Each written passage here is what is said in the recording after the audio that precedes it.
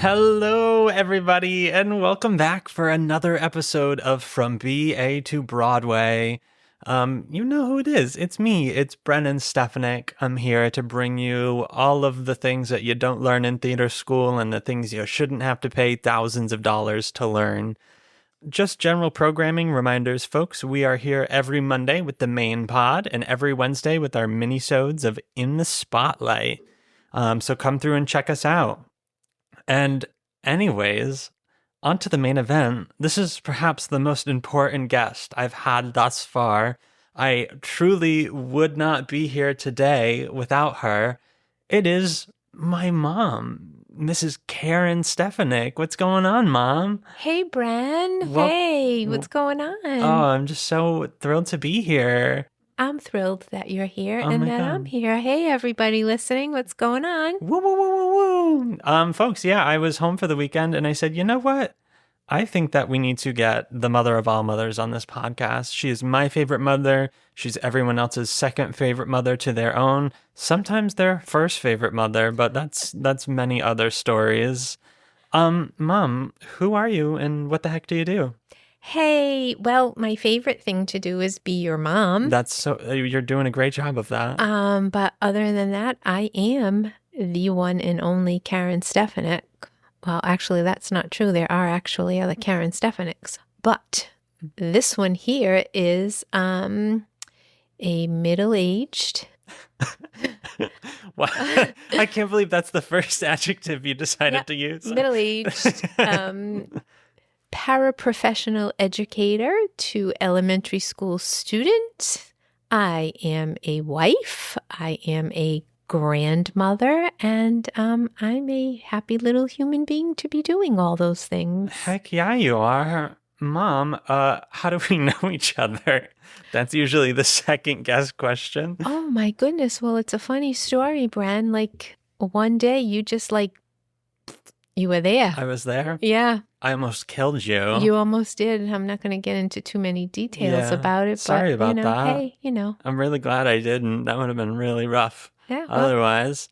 Secured your spot as a kind of only biological child that way. That's true. Shout out to my half-sister. Yeah, Kristen. Woo! And Mom, did you go to school for theater? I did not go to school for theater. No, you did not. But you do have a theatrical background. Yes, I do have a theatrical background. Who would have known that? Maybe that's what put the little spark in you. You know?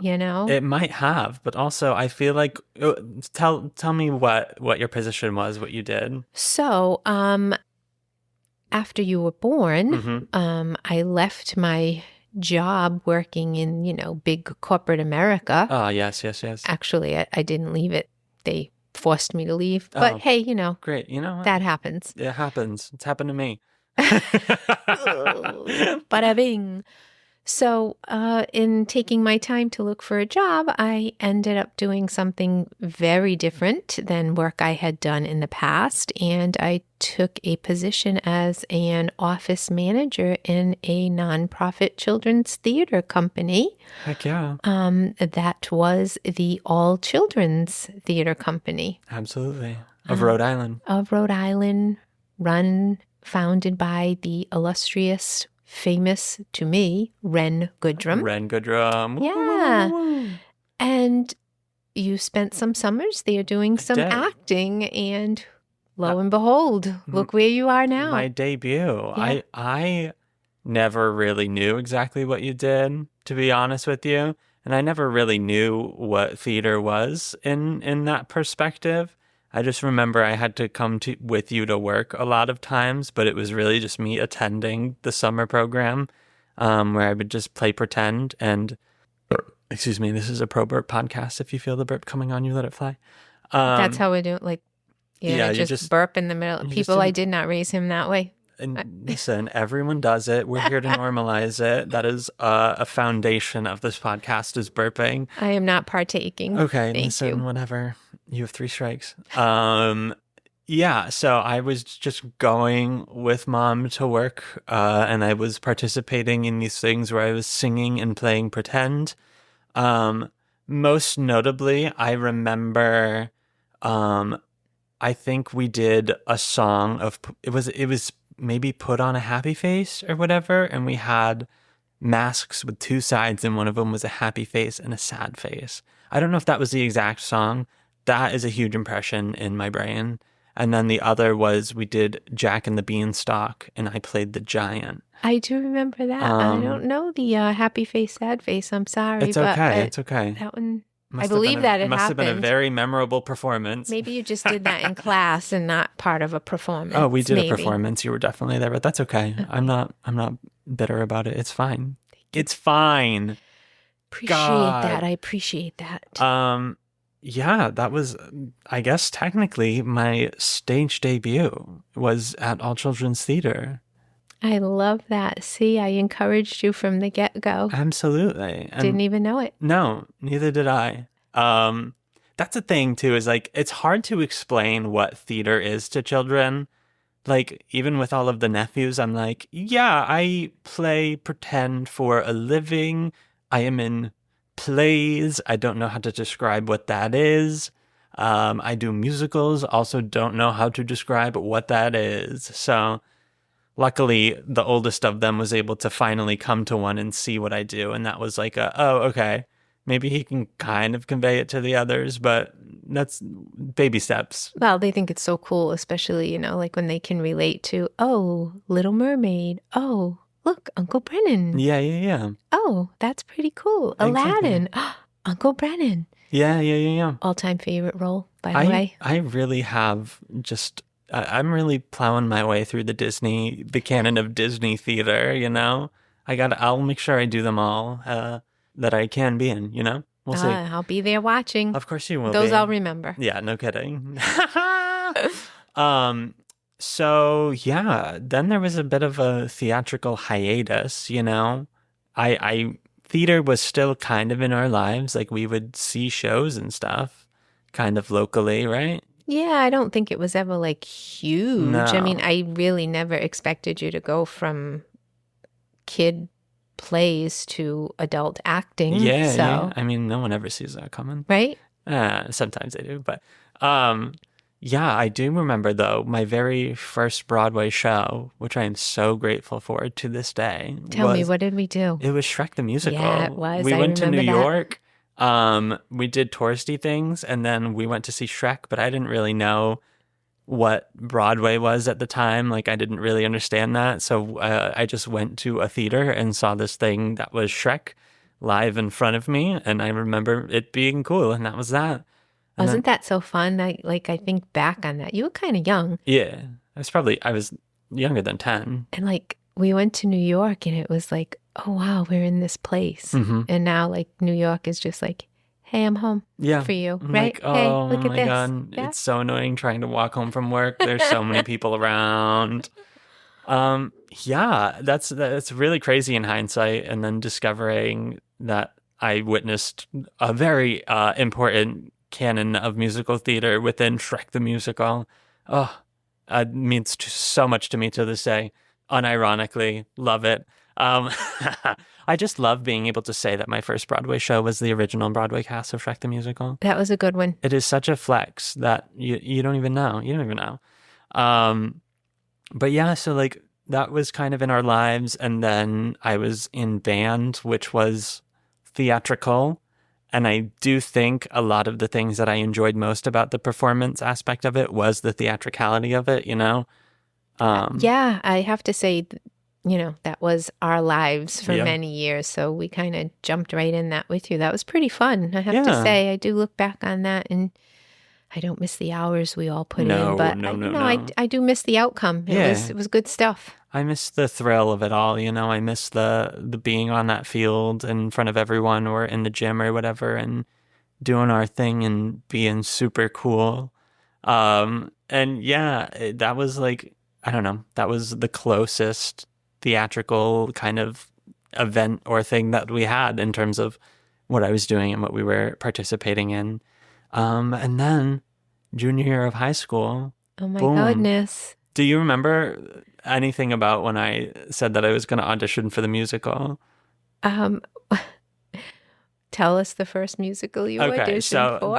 So the situation was My high school, the drama club had just started the year before, and they announced that the fall of my junior year, they were going to be doing Aladdin, specifically Aladdin Junior, the script. And I was a closet theater fan. I enjoyed my little parody musicals that from Team Star Kid. Shout out to any Star Kids out Oh, there. yes. That's what got me started. Was I was watching these musicals. I had no one to talk to them about, and it was the year that they were doing Twisted the musical, which was their parody of Aladdin. And then they announced that, and then the drama club announced that they were doing Aladdin, and I was like, oh, I really love Aladdin as a Disney movie. I do enjoy that. I think I have to do it. So I think, I don't know, maybe just in my head because it's how I react to everything, but I think I had some jumping up and down. Oh, yeah. See, the thing was, I went in, I was a cool kid. You know, I was in the drum line. I had a big old tough guy, quote unquote, not really, ego to maintain. So I went in and I was like, Jafar or bust. I'm like, if I'm not Jafar, then I won't do it. I have a million other things that I have to do.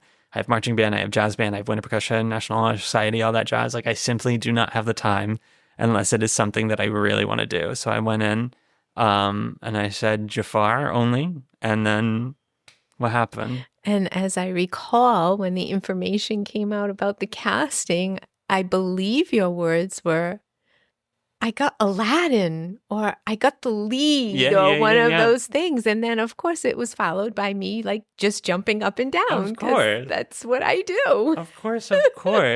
Oh, I mean, I still remember that in my brain. To this day, we were just sitting on the couch upstairs and the cast list came out and I opened it and my name was right at the top. And I really didn't know what to make of that. But I was like, well, it's not Jafar, but I guess I got to do it, you know? Very, very well done, I might say. Thank you. It just, high school Brennan Aladdin, and I couldn't have been more proud. I couldn't have wanted more people to come and see you. I couldn't have told more people that my son was Aladdin. Like, get out there and see this high school production of Aladdin. That show was popping. That was the most highly attended show up until that point, for sure. It was electric. Boogie, boogie, boogie. Yeah, no kidding.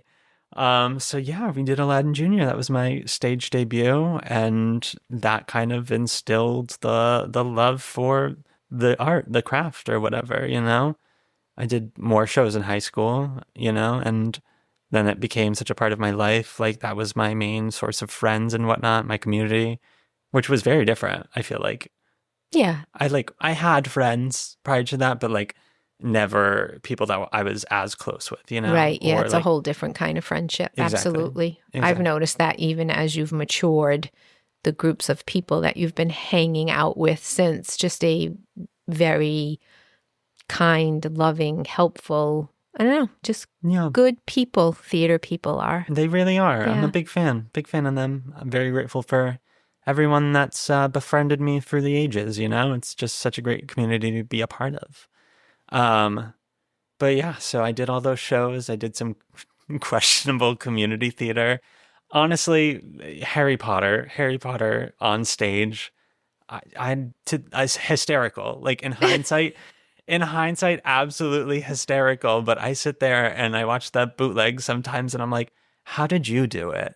How could I not do it? Like, how did you take it seriously was the thing. Because Harry Potter, we dressed up, we went to the movies. I was saying, spells I didn't even know how to say. And then you became Harry Potter. How could I not support it? Who cares that no two chairs in the theater matched? Some were high top chairs, some were low chairs. I mean, it didn't matter. You just went and you loved every second of it. Right? Yeah. That's so funny. Yeah, it was truly no two chairs were the same. Never. There was like a random couch, a random armchair in the audience. For what reason? I don't know. I don't even know how they kept count of how many people they could fit in there. But hey. Probably like 4, maybe. Maybe 30 on a good day. But yeah, I mean, y'all were troopers. Y'all really were troopers. You and Dad coming to all that. And also, like, when the cousins came to, like, that kind of thing, I was like, oh, boy. I mean, I was proud of it at the time, but We looking back, packed I'm the like, blaze, come I'm on. like, oh, my God, I can't believe so many people had to witness that. And it was probably, like, it was long. Like, it was probably at least 2 hours. Oh, it had to be. Like, Yeah. it was the dragged out version of Harry Potter for sure. Yeah, absolutely. But yeah, no, that was a time, and you know what? Y'all supported me through that all. Thank you so much. God bless. Thank you for giving us something Thank you, to watch. thank you for your service. So yeah, that kind of happened, and then I graduated high school, You did. and then everything was a mystery to me. You know, I thought about pursuing acting, you know, but that was a very scary thing in everyone's brain, you know. I'm not too sure, like, when it finally clicked with me what you were trying to pursue because I was too busy crying that you were graduating and leaving my little homestead here. So, Yeah, I don't know. It took me a little while to figure out that life was really happening around my tears. for sure. Listen, we have a lot going on, you know. And yeah, I wanted to study theater, but that was, I don't know. I was under the impression that I probably shouldn't, you know. It felt very much like nobody would, it didn't feel like anybody was optimistic about that, you know. I don't know. I don't know. I kept pushing you to become a mechanical engineer. Like, isn't yeah. that what I kept saying? Hey, try Listen, this. Hey. In another lifetime where I actually enjoyed math. I was just talking about this the other day. I was like, I feel like for a lot of my youth into high school experience, I was just like under the impression that I was like a smart kid, you know? Like I was smart-ish, but like then when things got like actually challenging, I was like, "Oh, I don't like this. I have no desire. I have no desire to read it." Like, also, I don't know. I had trouble with textbooks and learning from textbooks, but like it's like I have no desire to push myself to be good at this thing I don't care about. And it was honors algebra with Mr. Mac, where it finally like was starting to click for me because I was like not doing well intuitively. You know, it wasn't something that I could just get the hang of. Oh, good old Mr. Mac. Yeah, honestly, I'm very grateful for him and his outlook on this because I was like, I feel like I should switch classes. And the guidance counselors and y'all were like, no, like you belong here. Like you just need to try harder.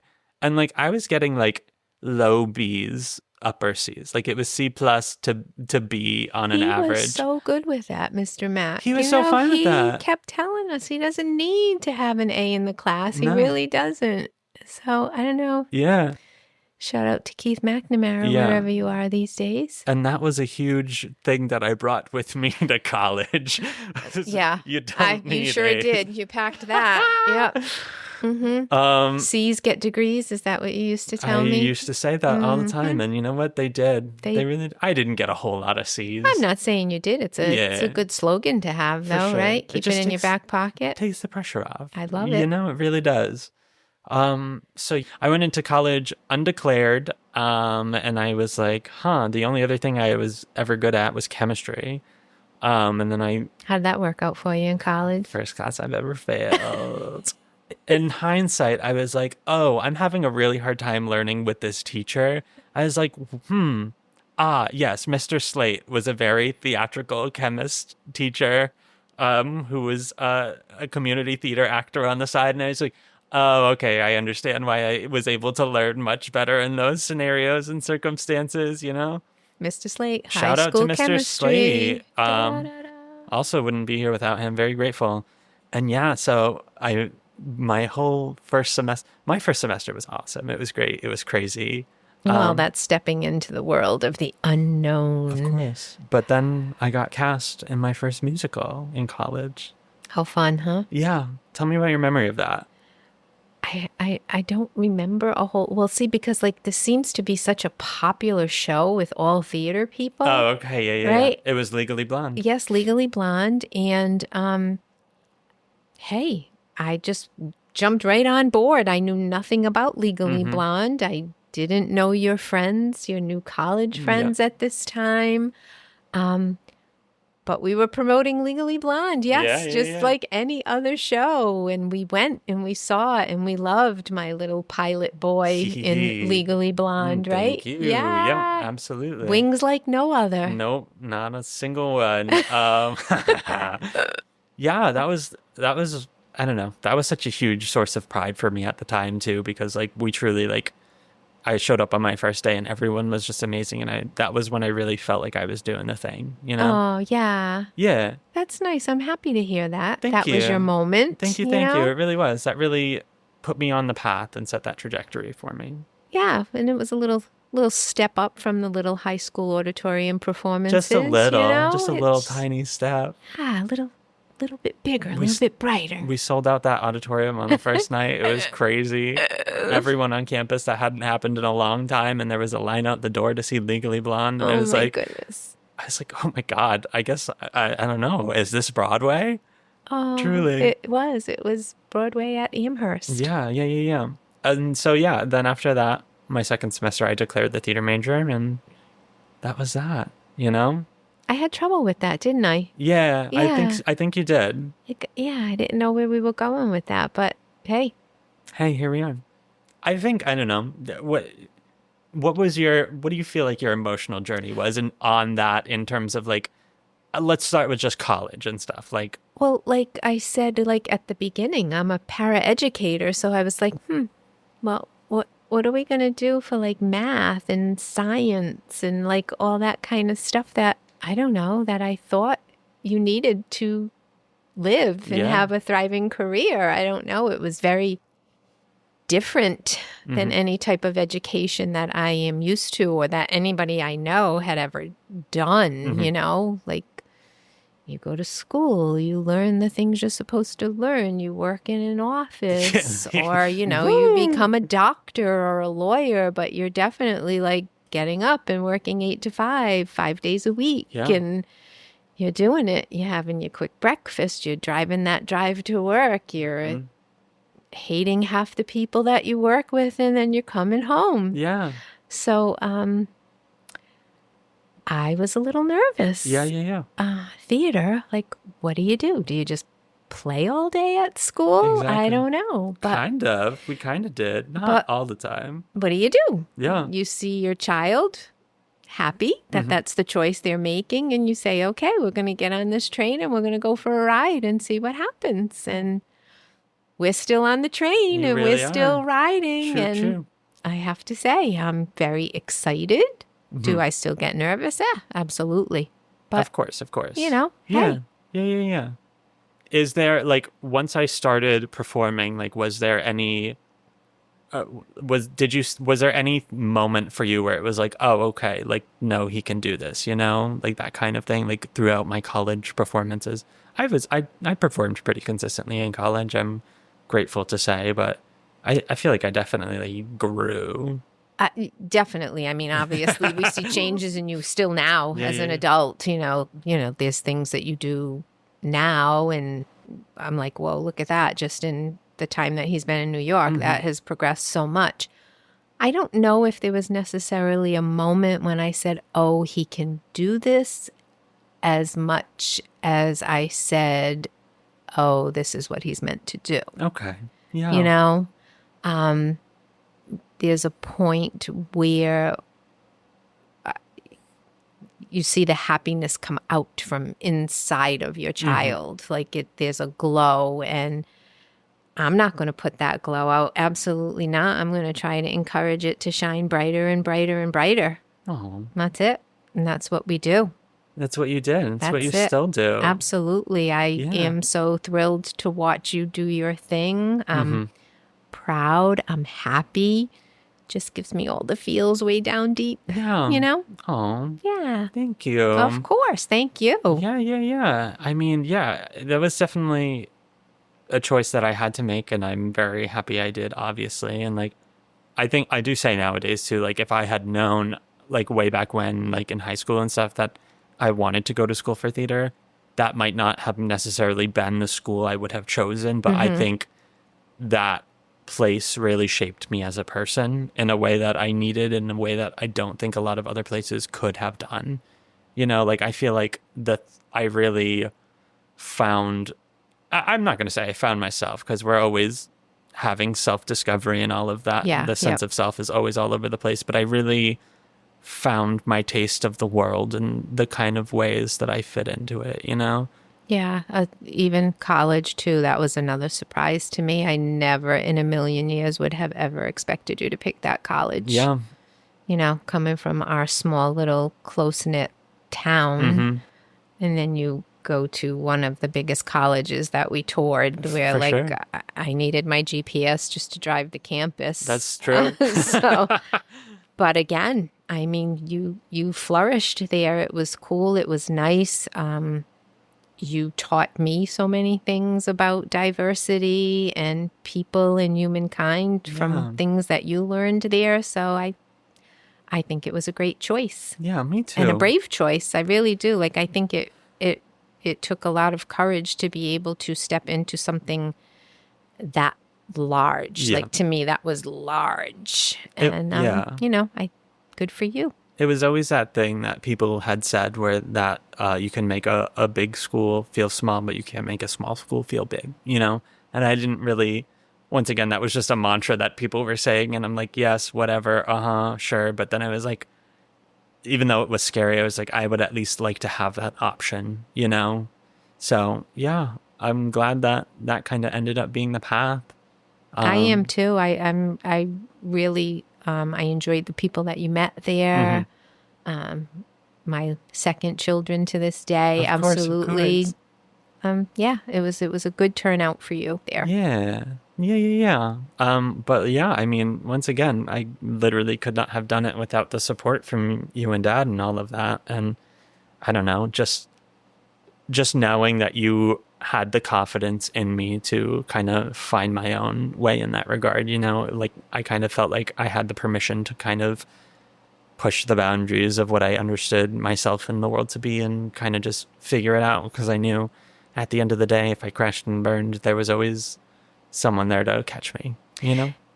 There always will be, Yep. as long as our hearts are beating. And, you know, I don't know if parents listen to this podcast at all, but I just want to say, hey, it wasn't easy and it's not easy. I mean, it's still now. You're a man and parents just, at least these parents that you have, we don't stop worrying about our children. You're in your late 20s. Our daughter's in her late 30s. Sorry, Kristen. I did it. I said it. I'll bleep it out. But you're our kids and we want for you and we worry for you. And you know what? We want for you to do what you feel comfortable with. Yeah. So we're going to sit and we're going to support and we're going to shape. And some days we're going to be like, what the hell is he doing? What's going on? But you know what? If anything ever were to fail for you, for Kristen, for whatever, hey, right here. Absolutely. Doors open, you come home, you rebuild, you start over. Yeah. And is that what we would ever want for either of you? Absolutely not. But as a parent or as two parents, you just want your children to do what they are happy doing, not what you think they should be doing or not how you were raised. And, you know, my journey is not your journey. For sure. But your journey is my journey, and I'm having fun with it. Good. I'm so glad. Happy to entertain at least. Yeah, absolutely. I mean, I feel like I'm obviously not one to speak on parenting too much, but like I took my little education classes in college. I had my child development stuff, and like it is very hard to like kind of separate your life in the way your path from that of your child. You know, it's hard to see and try and understand how that would go in a different direction and whatnot. And like, I mean, I live a very different kind of life than most people in our family, you know? So I am grateful that y'all have gone with me on that journey and just supported me through that as well, because I don't know, especially I mean, it's easy for anyone in this kind of field to feel like kind of the black sheep when going home And in this kind of like family that we have, like, yes, I am the black sheep, but like it's a cool thing.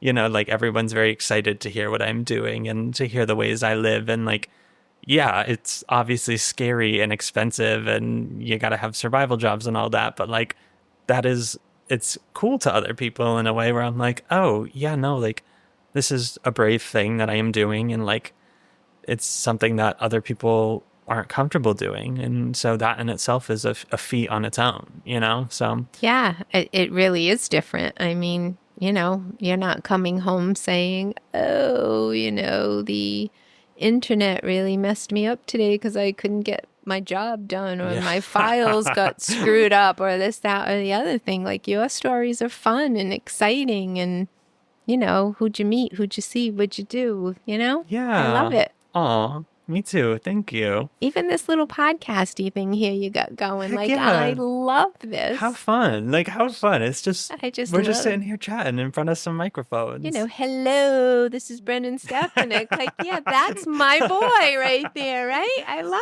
that. Oh my God. Amazing. Me too. That kind of just happened to us. Like, okay, we're just going to rock and roll with that. I guess that's canon for the podcast universe from now on. So it's sticking, I guess. Keep it. It's a good. Yeah.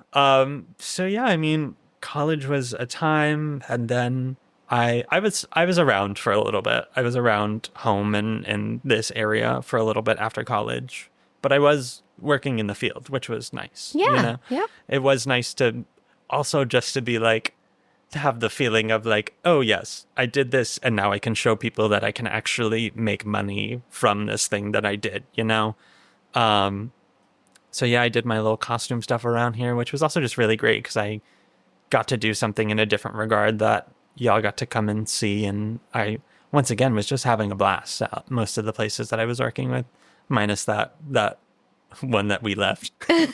Well, that's okay. Yeah, I told that story the other day. Oh, did you? I think I said it on the pod. Yeah, I was like, yeah, you learn that sometimes environments are not for you. And I was like, I went to my manager that day and I was like, I gotta go. And he was like, need to get out of here. He was like, what? I was like, I am not okay. I need to leave.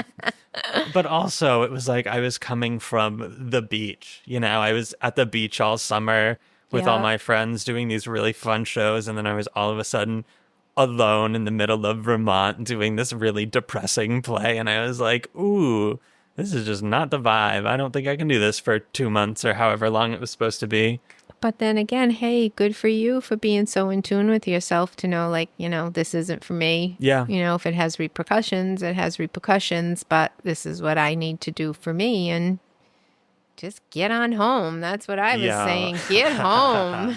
That was definitely, I think, the first time I had to make one of those decisions in like a way that felt extremely real. Yeah. Like that was like the first career move where I was like, oh, this is something that would probably be considered quote unquote unprofessional. However, this is absolutely necessary for me to survive as a human and have any sense of sanity. So I definitely I was like reaching out to y'all and a lot of like my other costume mentors and stuff being like, hey, I'm out of my mind. This is the situation. And I definitely needed a little bit of permission from y'all and everyone to kind of rationalize that. But that was definitely the gateway for me to kind of understand what I need in those kind of workplace settings and feel confident.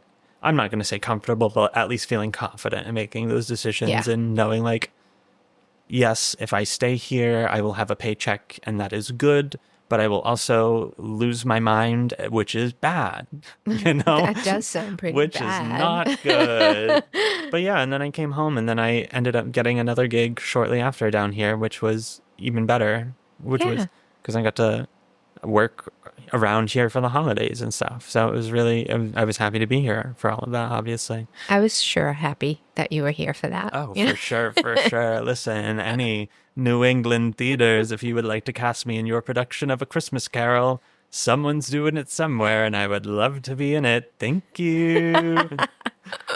Yeah, someday that'll be nice to have a nice little Christmas show around here. It'll happen. Yeah. I was happy at least to have that show last year right after Christmas, you know? Yes. That was nice. But yeah, so I made that jump to New York. I started working all of my little survival jobs. And then it was a while before I booked my first real performance gig. Yeah, it was. But yeah, that was one of the most thrilling days of my life because I was indeed at one of my survival jobs. And then all of a sudden I got this really big news that I was going to be paid to act on stage somewhere, which was crazy. Again, I must say I probably jumped up and down. Oh, yeah, I'm sure you did. I did it. I'm sure you were. Yeah, it's so fun. Yeah. I love the way you say it, like am I getting paid? I mean, act, yeah, that's the thing. Yeah, it's like is. it's such an honor and privilege to be able to get paid to do what you love, you know, because that's not something you hear. That's not something you hear from people. People come home from their 9 to 5s and they're like, "Wow, I'm exhausted. Work sucks." You know, Yes, it's that kind of thing. Yep. So I count my blessings every day that when I have those opportunities, I am truly getting paid to do what I love. And I'm getting paid more than people thought I would to do what I love, you know? You know? Absolutely. Budding boom. And budding boom or badum bing. Or neither one. I don't know. I love it. I love both of those. Yeah, okay, good. Those are Use sound them. bites now. I'm going to isolate that and it'll be in every episode. Yeah, and that role got me to go to California. Was that the first time you had ever been to California? Sure is. First and Wow. last. I don't know if I'll no. get there again. Oh, Who knows? no. But I can No. say I did it. You're going to have to come to California again when I'm in a movie in LA or something. And That would be so wicked cool. and you're obviously my guest to come to the red carpet premiere or whatever. Hey, I bought that gown. Oh my God, you did. Remember? Yeah. It's still in my closet. Hell yeah. I don't know. It might fall apart. But Yeah. hey, it's there just in case. It's fashion. I you love know? it. A breakaway gown. Literally a reveal. So yeah, I mean, y'all came out and you saw me on my first show over That there. was fun. Yeah. That was really fun. It was a weird place. It was definitely a No, weird it was place. so cool. Yeah, it was definitely cool, but like what a bold departure from the lifestyle we're used to. Yeah, but like it was like almost kind of like a hillbilly Hallmark town. It really was. It was like an old country western kind of thing, just with people walking around in modern day for no reason. Yeah, you see that every same day, same people every morning. Yeah. Hey, hi, good morning, good morning. Yeah. Did you go to the coffee shop yet? No, but I'm going to the florist around the corner. And I'm like, oh God, Yeah. this is Hallmark. Oh, And we know how much I love that. of course. One day I hope to be in a Hallmark movie for you. Do you really? Of course. Absolutely. I would love to be a grumpy businessman who comes back to my hometown and meets that girl that I dated in high school who reinvigorates my love for Christmas. And I have to save the Christmas pageant in some way, shape, or form. There's always a Christmas I was supposed to pageant. be on a flight back to the big city for my big presentation or something. Hey, stop. I have a movie recording right now that I'll That's have probably to watch it. I'm later. sorry I just spoiled it for you.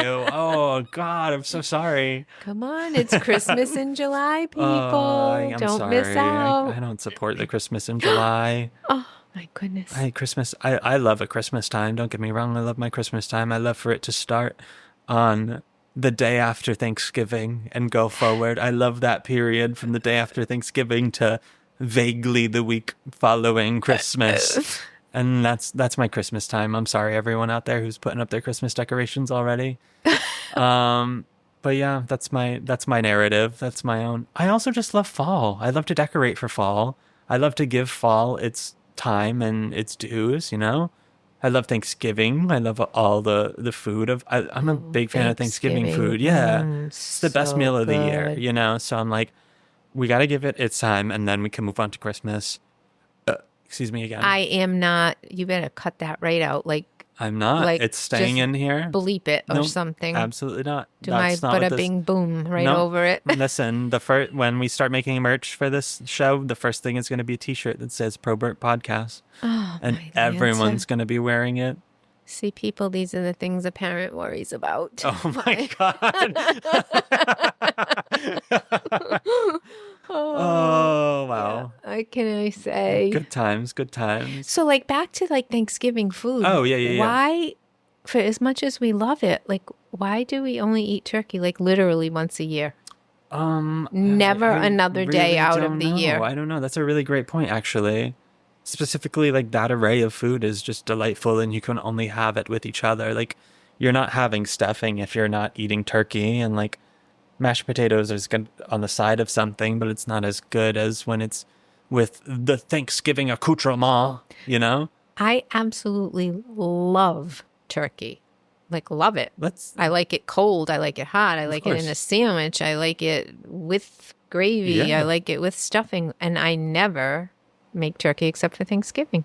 I guess it's just the sleepy chicken kind of thing, you know? It's like you get the chicken instead throughout the rest of the year and you don't get as sleepy afterwards. I think it's just more impractical for the other times of the year. I'm not sure. I mean, I know, the trypto whatever is the Yes, thing, for sure, for sure. but I think people just go to sleep so they don't have to help clean up. Well, also, I mean, also just once you're eating that much food, like you're bound to get tired. You know, I'm a big old champion of the holiday nap nowadays, which I never thought I would be, but here we are. Just holiday nap. I'm not great at napping otherwise. I'm just not. I need to be exhausted, but I love to try. I love to try and I was going to nap. say, I think I've witnessed it quite a few times. Yeah. All right. Who's to say? Oh, Yeah. now I'm yawning. Oh, Think see, about it. Sorry, everyone that also just yawned because of that psychological effect. Oh, it happens. Of course, of course. Anywho, theater, all that jazz. So yeah, I did my little first gig in California, and then I started popping up in the background on TV. Oh, I love the background on TV. Oh my goodness. My favorite moments. Of course, of course. Listen, my goal in life was to be on Law and Order for you, and there I was. Two of my favorite people Yeah. on the television of the Law and Order. Yes. Me and Mariska and what's that guy's name? Come on. I listen. Is it Jason something? Is there a Jason? Oh my God. I'm sorry. His stage name is Elliot. Elliot, yes, Elliot. His real name is Chris Maloney. Oh, I was close. Yeah, very close. That was Yeah. really close. But Olivia Benson, Yep. elbow to elbow with Brennan Stefanik. Like, does she know? Does she even know what a moment that was? She does. Listen, we had our moment. Mariska, if you're listening, honey, I'm sure she is right now. like, you have been in my house for almost as many years as Brennan has been in my house. And a fan favorite I am. So, like, to see you both on the screen at the same time, that was definitely a full circle moment for me. And anytime you want to have him back, you could do that for me. Yeah, and Thanks. maybe I can say some words this time. Or listen, I'm fine with being the dead body. I will happily do that. You know? But yeah, I'm ready. I'm ready and rearing to go. That would be hard for me to watch, but I Me would being the do dead it. body? The dead body, Oh, yeah. yeah. It would be tough. Okay. I'm sure there would be one flashback when I was alive of some sort. Okay. You can skip that. Yeah. But yeah, so I mean, I'm out here doing the thing, you know, and it's hard, but I'm loving it, and I can't imagine what else I would be doing. I'm happy that you're loving it. Thank you. My only concern is just that. Are you happy? Are you healthy? Are you safe? Heck yeah. That's what I'm concerned with nowadays. Oh, Yeah, absolutely. And Dad, too. I mean, of course. You know, I'm the mushy parent. Yeah. You know, he just asks me all the questions later. Of course. You know? Yeah. Well, it's hard for him to process in real time. Oh, Yeah. I mean, once again, couldn't have done it without you. Wouldn't be here without you. Like, grateful you gave me the wings to fly in this regard. And yeah, I mean, to all those parents out there who are trepidatious of their kids joining the art, like, you just got to let them do it. yeah, it's hard. It's hard, but really, you never want to stop them from doing something that's going to help them flourish. For sure. You know, absolutely not. It's Yeah. a big change to what you doing what you love to do Yes. compared to trying to figure out what you wanted to do 100%. or doing those things that were like, hey, I'm just doing this because, you know, that's what everybody else is doing. You know, there's a definite change in you as a human. Yeah. So a parent wouldn't want that for their child. Exactly. Right? Yeah. And listen, I mean, I'm sure it's wicked hard. And I mean, if you're concerned that your child's not going to make it, that's one thing. But I mean, push comes to shove, put them in some voice lessons or something, throw them in some acting classes just in case before you send them on their way. But yeah. You just do whatever you can to help and support as a parent. Whatever you can do, you do it. Absolutely. Yeah, I mean, I think we kind of nailed it. Did we nail it? I think so. I don't know. Do you have any other wisdom that you want to impart? Things you want to say in this regard? No, I'm not the wisest person to give wisdom. Listen, wisdom doesn't come from the wisest person. It comes from the people who have lived the things. And you are one who have lived this thing. I am living this thing, but I'm enjoying this thing. For every little bit of worry there's a tenfold of enjoyment. Mm-hmm. So, yeah. Oh, yeah. Absolutely. And I'm just happy to see you growing and learning. And I know there's great things out there for you. Heck yeah. Absolutely. There we go, folks. And it's not just me. It's going to be your kids too. So give them the tools they need to succeed, of course. But yeah, you got to just you got to trust that they will follow their heart and do the necessary things to do that. And Brennan, thank you for having me today. Thank you for being here. I never thought I'd be on a podcast. I'm so happy that you are. I think it makes a lot of sense, of course, too, with all the missions that we are out to accomplish here. So yeah, I mean, I'm very happy that we get to kind of reach out to all of those parents and also do this for all of the kids out there who really want to, but don't necessarily have all of the support or the confidence that they need to actually do it, Yes, I'm rooting for all of them as well. Absolutely. We're your biggest fans. We're rooting for you. We're your biggest supporters. And you can be our biggest supporters by finding us on Patreon. Oh my God, Patreon, do it. And can I just say for everybody again listening, thank you all for supporting Brennan. Yes, thank you. I appreciate that more than you guys could ever know. Absolutely. Once again, I'm so thrilled to be doing this. And I don't know, have people appreciate it. That's really, at the end of the day, this is what it is, but I am happy that I am achieving the goal I set out to do. So yeah, listen, couldn't be here without you. And if you can't get enough, patreon.com/BA to Broadway. You can find us there. You can, a bunch of extra content, silly stories, audition horror stories, all that jazz. Once again, disclaimer, we are not gatekeeping any valuable information on there. That is always going to be shared on this podcast for the purposes of equity and all of that. We're here to root for the underdog and break down those barriers. So that will always be provided. But if you want more, it's there for you. Go get it. Absolutely. Mom, thank you so much for being here. This is a no for sure. I already know this, but where can folks find you if you want to be found? Do I dare say at AOL? No, you don't. We don't need to give them your AOL. Folks, if you want to find out what's going on with my mom, check out my Instagram. That's cool. That's where I'll be. Exactly. Yeah, folks, you can find us on Instagram, TikTok, other places, Facebook at BA to Broadway. Of course. Oh, I almost had another burp there to close this out. I'm so sad that didn't come to fruition. Yeah, catch us there. And yeah, until next week, folks. Bye. Hey, bye guys. Thanks so much. From BA to Broadway is created, produced, and edited by Brennan Stefanik, music by Dylan Kaufman, and cover art by Jordan Vongsithi.